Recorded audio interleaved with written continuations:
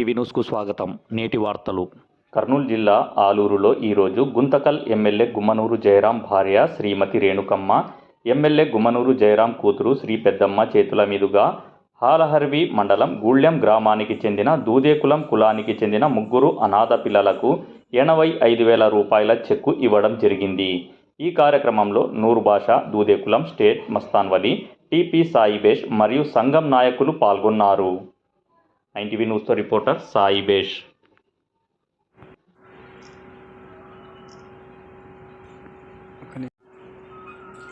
మీ caste మీరు తప్ప బలమైన నాయకులు లేరు.